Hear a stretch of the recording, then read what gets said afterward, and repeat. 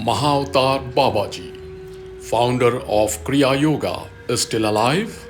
Mahavatar Babaji, the great avatar, that is revered father, is the Himalayan yogi and guru who taught Kriya Yoga to Lahari Mahashay from 1828 to 1895. Babaji first became recognized through the writings of Paramahansa Yogananda, who devoted a chapter of his autobiography of a yogi to Babaji and founded Self Realization Fellowship, a modern yoga movement that Babaji is associated with. The cave near Ranikhet, where Babaji met Lahari Mahashay, is now a tourist attraction and place of pilgrimage in India. There are no historical records relating to the birth and life of Mahavatar Babaji. Paramahansa Yogananda has written in Autobiography of a Yogi that the deathless avatar has resided for untold years in the remote Himalayan regions of India, revealing himself only real to a blessed few. It is Mahavatar Babaji who revived in this age the lost scientific meditation technique of Kriya Yoga.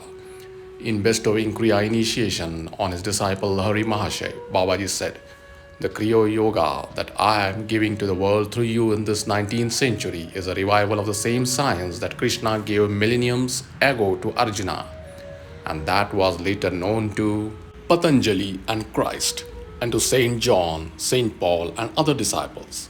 Shortly before Paramahansa Yogananda left for America in 1920, Mahavatar Babaji came to Yoganandaji's home in Calcutta, where the young monk sat deeply praying for divine assurance regarding the mission he was about to undertake. Babaji said to him, "Follow the behest of your Guru and go to America. Fear not, you shall be protected. You are the one I have chosen to spread the message of Kriya Yoga in the West." Mahavatar Babaji Maharaj is both ageless and eternally young. Sometimes he is formless, while at other times he appears before his disciples in any form he wishes to liberate humanity from its worldly fetters. Adoringly addressed by various names such as Mahamuni, Trambaka Baba, Shiva Baba, and Badav Baba, Babaji Maharaj cannot be described with any historical or scriptural certainty. His works are divine, shrouded in a mystery that eludes precise detail. Time has failed to reveal the facts about his birth, identity, and life. He is primordial, Mahakal, and immortal, not remaining captive to the bounds of time and space. He is supreme and unparalleled among all saints and sages.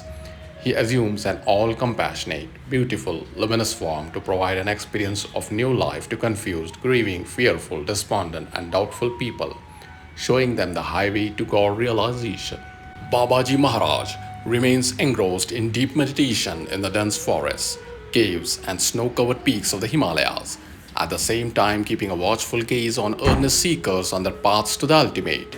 His divine play of miraculous appearance and disappearance, as narrated by his disciples Lahari Mahashay, Swami Pranavananda, Swami Sri Yukteswar, Hamsa Swami Kevalananda, Paramahansa Yogananda, and Paramahansa Hariharananda, is his unique way of guiding disciples on the path of divinity to a rapid liberation.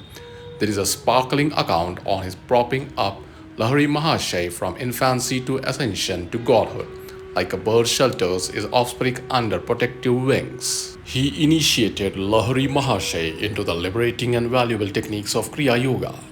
By Mahavatar Babaji's limitless divine power, Lahari Mahashay entered the deepest level of God realization, the state of Nirvikalpa Samadhi.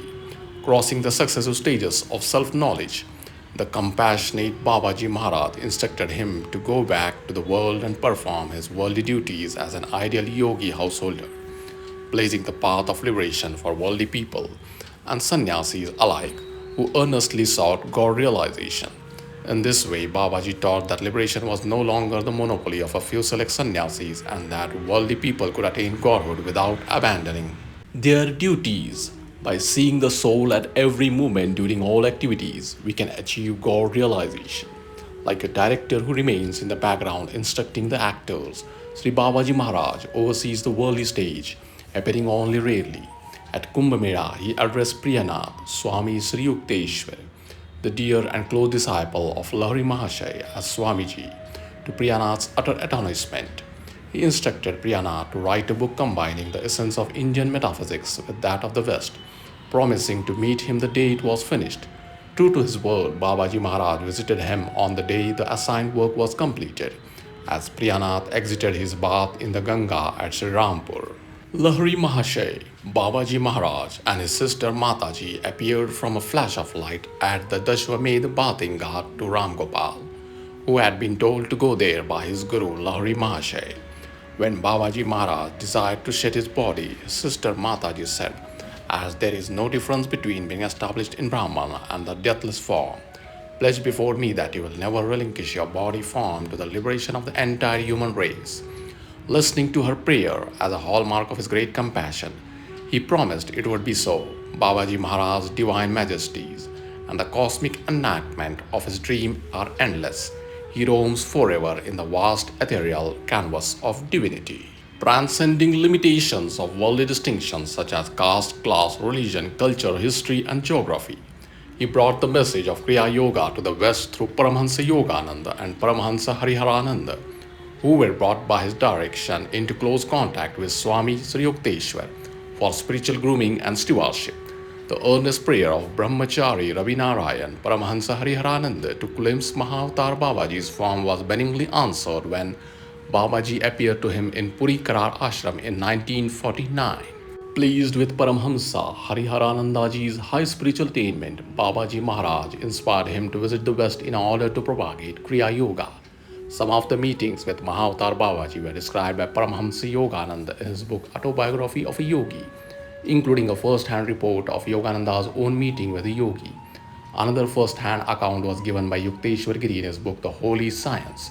According to Sri M's autobiography, apprenticed to a Himalayan master, Babaji was Shiva. In the second last chapter of his book, he mentions Babaji changing his form to that of Shiva. All of these accounts, along with the additional reported meetings, are described in various biographies. Even today, Mahavatar Babaji looks like a young person of 20 to 25 years, snowy white complexion, long shoulder length hair, and sharp facial features. It is said that when he sits in Padmasana, he is about 5 feet tall. Usually, he spends his maximum time in Samadhi and the rest of time giving guidance to his followers and other sadhus.